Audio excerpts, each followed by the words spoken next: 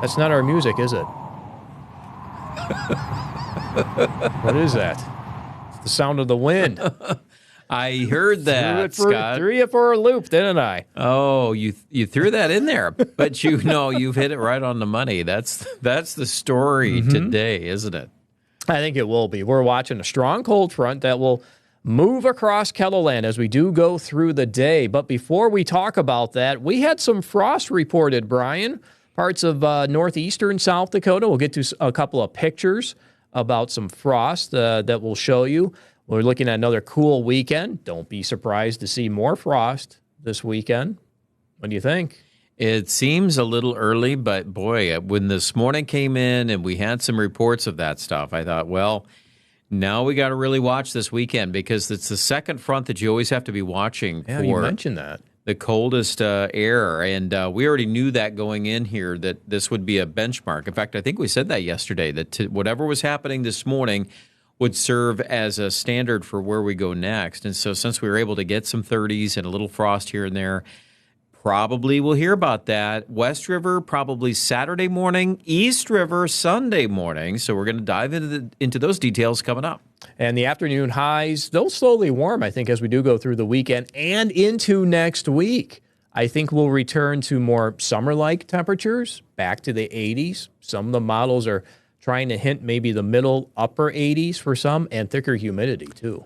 Yeah, so just when you think fall is here, then it's going to turn around, and here comes summer right back at us. And it could last for a while, too.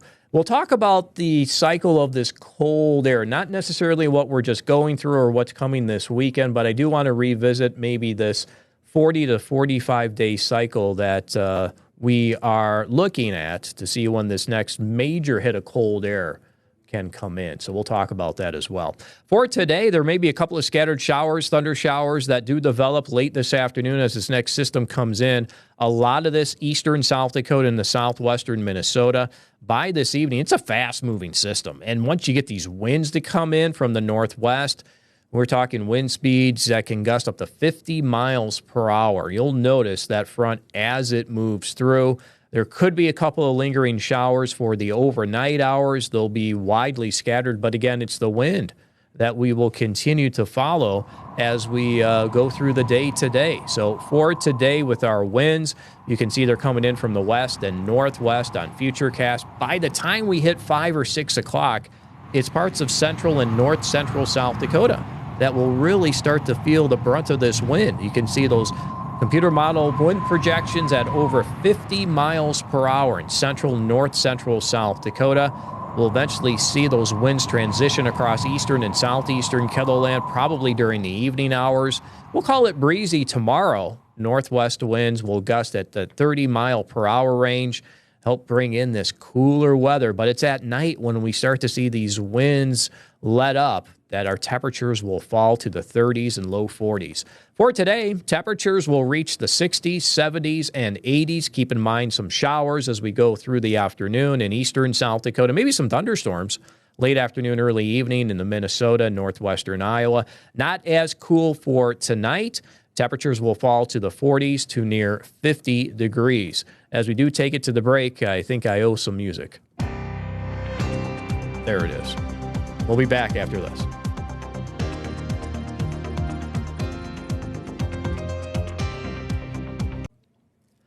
Welcome back to Whether or Not, Brian. We were showing temperatures on KELOLAND this morning that were in the upper 30s, and you even mentioned behind the scenes that we had a couple of areas fall to the middle 30s. Well, yes, and as we were going through the program this morning, it's always interesting to see the difference between the cities and the small towns and the rural areas. And this morning, sprawled out area of high pressure, right, basically diagonal from Aberdeen, South Dakota, all the way down into southwest Minnesota toward Worthington and Spencer, Iowa. And you've got the map here of the overnight lows, and it really illustrates that, doesn't it? It does. You know, the lowest temperature since midnight, we have numbers near 40, just to the north and just to the east of Sioux Falls. I was driving in, I was looking up saying, okay, and I knew the temperature was 40-something on my way in. Though my car did not get any lower than 50. On my way in this morning. Yes, and as I was saying, my car ride, or getting in the vehicle this morning, it was 41 at the house near That's Canton. chilly. Yeah, 41. But, boy, as soon as I got onto Highway 11, then it went up to 42, then 43. And I got closer to Harrisburg, then it was 44, 45. Get into Sioux Falls, it's even warmer. And that's the urban heat island effect. And it is so true that you'll notice differences like that. I'll even tell you this. You talk about northeast of Sioux Falls. There was at least an hour in there where the temperature around Chancellor, Monroe, kind of circling on the west of Sioux Falls, was down to 39. Yeah. It circled the whole city. And we said these numbers will be close to 40, either side of 40. So we had some 30s thrown in there. You see those numbers coming in, Worthington, Jackson, Minnesota, Tracy, Lake Park, Spencer, those numbers in the upper 30s. As we take a trip into northeastern South Dakota, Aberdeen fell to 38. Frederick at 36. Sisseton down to 36. Now, we had a viewer at Clear Lake, Jim, and he's great, contacting me, telling me what's going on. He's also a storm chaser and lets me know what's going on in and around the Clear Lake area. Look at this. Frosty morning in Clear Lake. Yes, and then other viewers chimed in after this and said Esteline, Castlewood. I know I had a couple of reports around Aberdeen, too, with mid-30s this morning. So, well, I guess we're here, aren't we? Oh, and even a picture. Yeah. The temperature gauge. It's showing 33.7. Wow. Still able to get some frost on the rooftops. And just a little side note. When you see temperatures that we put on TV, there's differences in some of these gauges because I know that the official METARs, what we call them, the numbers that we show that come in from the airports, there are specific regulations about how those are administered. And the temperature, basically the spot is supposed to be about 5 feet above the ground. And, that gives you a sample there, right? But the atmosphere, of course, on a cool morning is layered. And so as you look at the profile, things change. And sometimes like rooftops, like those pictures are showing. Right. I've seen cases, too, where it'll get cold in one spot, and then just a few feet above that, the profile will be different. I've even seen it the reverse, where it's been colder at the ground level. Now, this time of year, we're kind of in the flip-flop mode because we're into, the ground is still warm because we're coming out of summer. But sometimes in May, I've seen it work the opposite, where the coldest air will go right to the ground. It'll freeze off things at the surface, and then the cherry blossoms and the apple blossoms will be fine in the tree. Okay. Just above. So, but surfaces make a difference, rooftops, versus it's just, there's so much that goes into that, but it's not impossible to get more frost this weekend. No, we'll talk about that. In fact, let's go ahead and talk about it right now. As, today's front moves through, we'll have our strong northwest winds. I've been mentioning these wind gusts at 50 miles per hour, and then it's behind this as high pressure will eventually try to settle in across the upper plains. This is Saturday morning. This is our weather map for Saturday morning. Now, the center of the high right now is well to our north and northeast, trying to enter northwestern North Dakota. We'll have lighter winds Saturday morning. So Friday night into Saturday morning, we'll have our winds decrease. And look what happens across western, maybe central South Dakota. It's their turn to bring these temperatures into the 30s. And here, let me just zoom in on this number. Buffalo, 33. Now, this is off the Canadian. Mm-hmm. Well, let's be honest. The dew point is going to be low enough. Mm-hmm. I don't think there's any doubt that we're going to have dew points at least in the low 30s, if not even the 20s in western South Dakota. So that gives you kind of a theoretical bottom on your temperature forecast. Right. Okay, now it doesn't always get there because if you have clouds or wind, those would be the two identifiers that right off the bat kind of keep that temperature up. But let's keep monitoring that because it's an environment that would be favorable for that. It has rained a little more, too, in western South Dakota or areas near Pierre. And sometimes wetter ground makes a difference, too.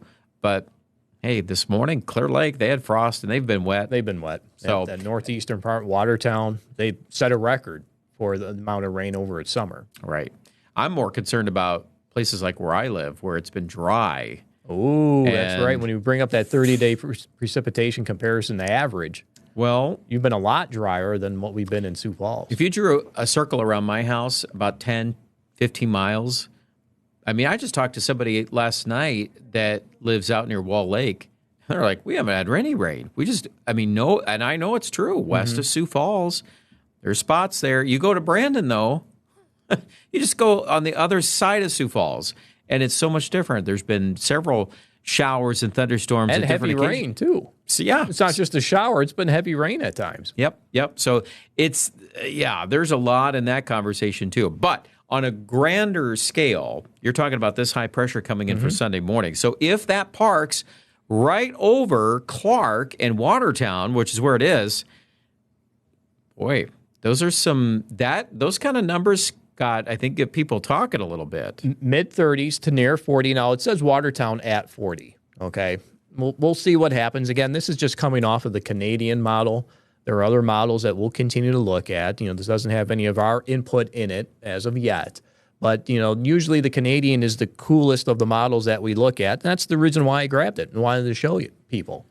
Well, and it grabbed what happened this morning, I think, pretty sufficiently. So just keep that in the back of your mind. If we have to gravitate toward the idea of, some patchy frost, it's early enough. People pay attention. If this was 3 weeks from now, not a big deal. I mean, that's what it is. But it's still early September. It's early September, and what's in our forecast for next week? Warmer temperatures. That if you want your garden to go a little bit longer, you want your flowers to stick around a little bit longer, and we are continuing to see these colder temperatures come in, you may want to take the necessary precautions and try to cover some of that stuff up. Well, it's on my thinking for sure, because I do not want some of my tomatoes to get a little frost on the top. I mean, I think that's a legitimate thing. So pay attention. This program, we've got another show coming up tomorrow.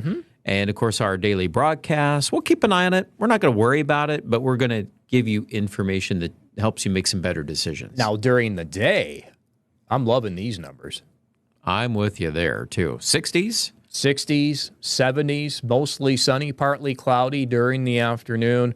We'll see what happens with our cloud cover. Typically, yes, we have these well below average temperatures and we have a lot of sunshine. We're able to develop some cloud cover. Right now, forecast mostly sunny, partly cloudy. I think we'll have thicker clouds for tomorrow with that strong push of the cold air, that we could even see a couple of instability showers out and about. Absolutely. And I know that's something we'll probably talk about with the pattern coming up and the reasons why we get those drivers of clouds and a few showers. But the wind, we've got to address that subject too. Yeah, well, breezy day for tomorrow. The winds will not be as strong tomorrow as what's expected to come during the afternoon and evening for today.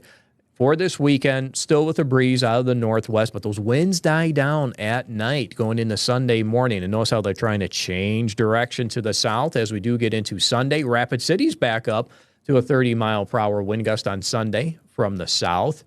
Those southerly winds will latch on to something, and that's something we'll talk about next. Stay with us.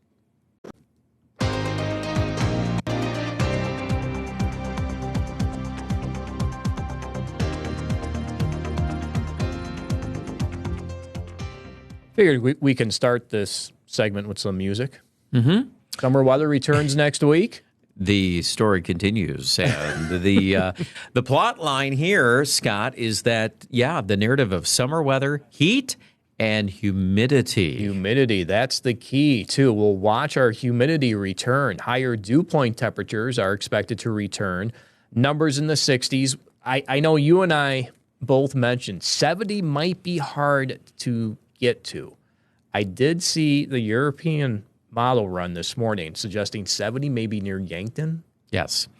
And it's harder to do that now because you are now at a point in the season where the crops are beginning to they're slowing down. They're obviously you look around you can see that obviously in the rural areas that plants have turned the corner. So where does that humidity come from? Well, it's got to be moved in. And that's what we call advection. So you have to push that air from places well to our south, and that's what is likely to happen with the pattern because it's a sustained pattern. It's going to persist over several days. So when you look at day 6, day 7, day 8, then that's when you can start looking at maybe we do hit that 70 for dew point. Right. So we'll start with these lower dew point temperatures, 30s, 40s for this weekend, and goes along with our cool air temperatures. But as we do get into early next week, even on Monday, we'll probably see some of these dew point temperatures return to the 60s.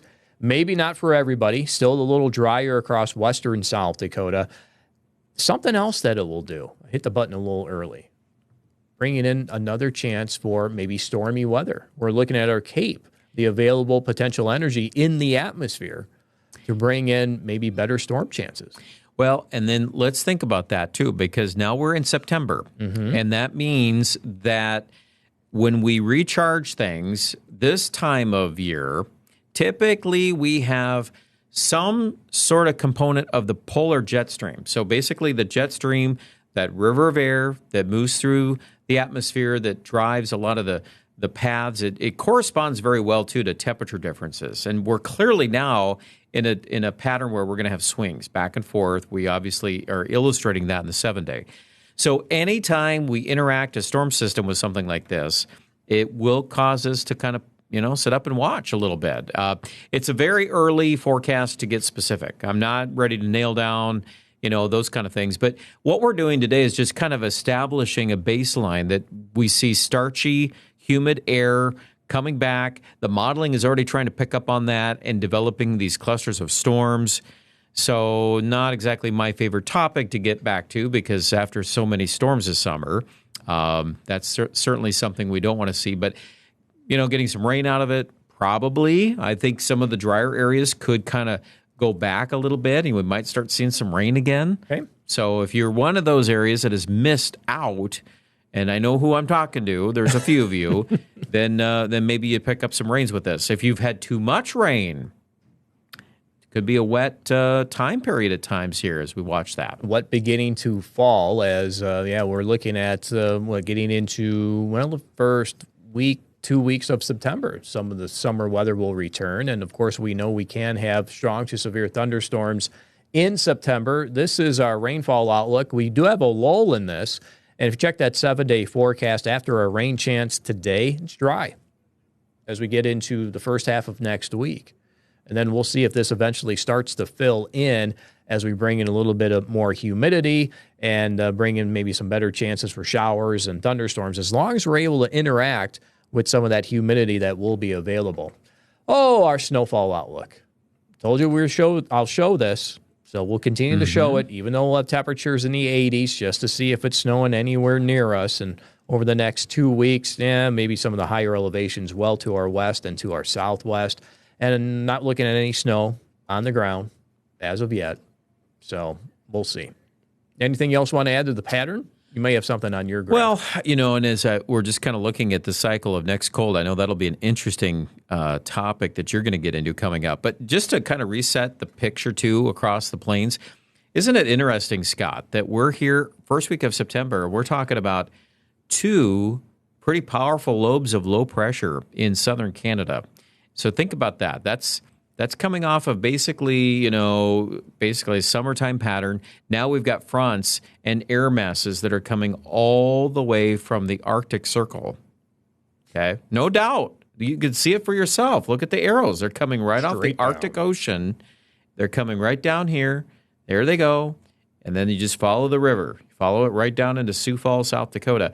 And then as I put this together, see that? That second lobe fuses with the first one. And there's snow up there in Ontario and Quebec, too, by the way. That's not just an artifact. I saw that a little bit on your snow graphic. There is some snow up there. Not a lot, but just enough to say it can.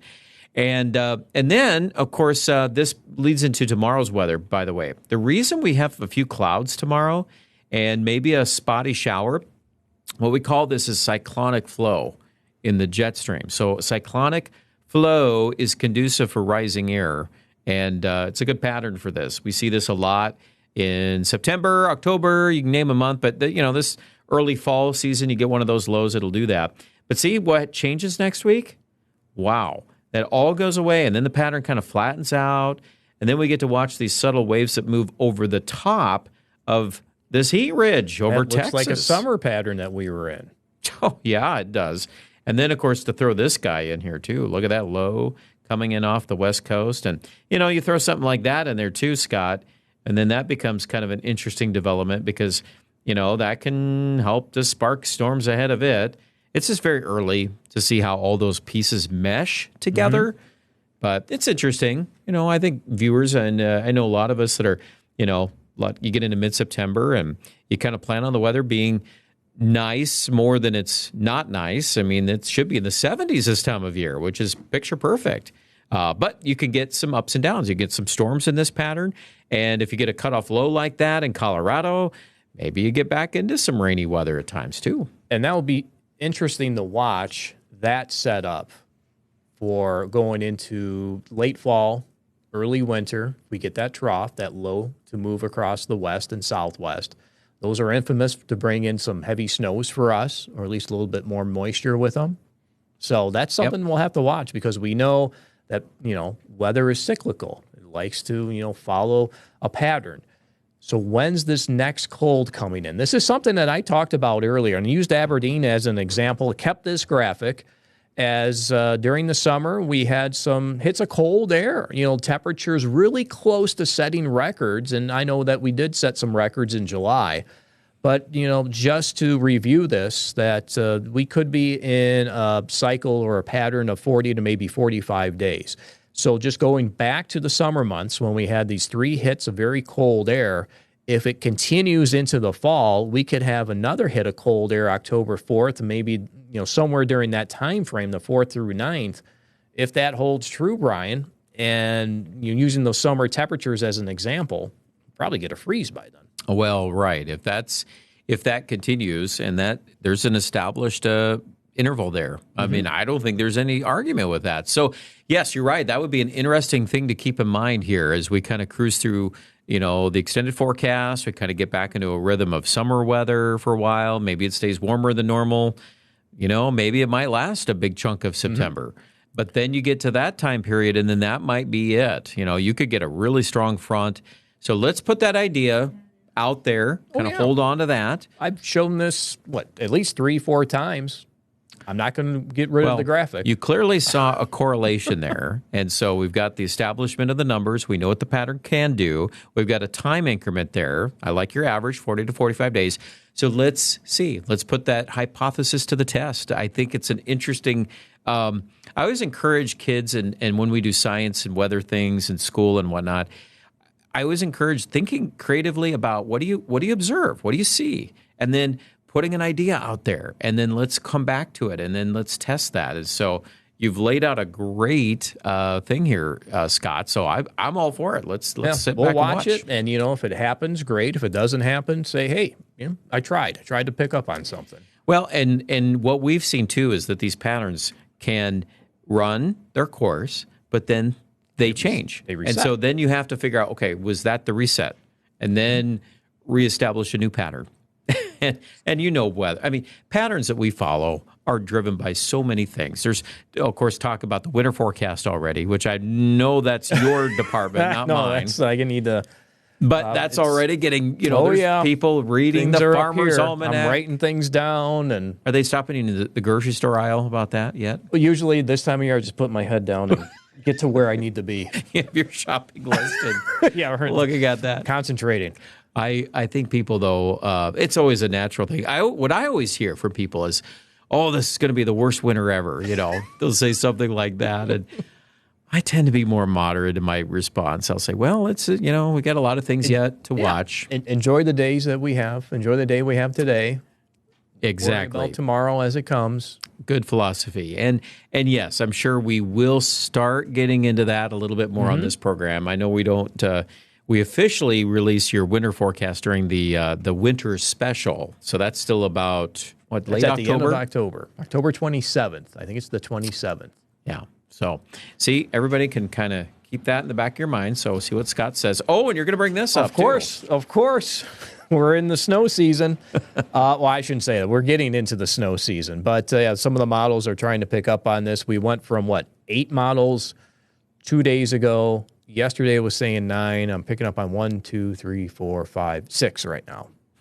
And that goes out to the 19th of October. But and now I have to readjust my glasses here to see the dates on the bottom here. But the first bar that you have there, that one streak, that's The September snow, Scott. 25th of September. Now, it does this. This is not to be alarmed at. That's this one right here. Yeah. Things like that happen. This is the modeling world. It's just something to kind of see. Yeah, okay, it's there. But the rest of those are still there. There's still a few of them in October. Showing something. And this is for Sioux Falls. And it isn't interesting that your little graph has that blip that goes up right after that period you just talked about on your October. I'm getting 4th through that 9th. blast of cold air. Yep. Let's see. It's always interesting and fun, isn't it? Well, it's playing around with the data a little bit, and I think that when you look at where we're at in that time period, naturally the models, you're always going to have a few that are going to start to pick up on that. So now what we get to see, let's say 7 days out, if we come back here and instead of seeing maybe 5 to 8, maybe there might be 10 to 12 or 15. But we'll have to watch that timeline too, because that's obviously going to keep getting later and later. I'm curious to see what happens as we do go through the month of October, first half of October. And one other thing I want to add to that graphic that you just showed, that product it comes off what we call the extended European suite of model data, okay? And I typically, when I look at that, more times than not, it tends to bias warm. It's too warm a lot. I mean, you go back to this summer, the forecast that this product was putting out baked us. And we did get hot at times, but it did not register the depth of some of those cold fronts that came through, number one. You're talking about more of a seasonal type of forecast. Correct. Yeah. And that's kind of where that bleeds into, because you're looking out 45 days on that. Mm-hmm. So, I mean, but just remember that those numbers as you get toward day 30, day 40, sometimes it washes out that pattern and it just tends to inflate the numbers more so.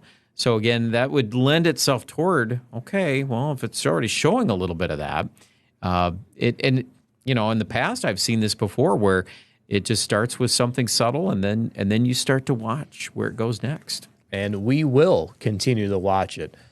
That's it for us. Thank you for joining us on this latest edition of Weather or Not.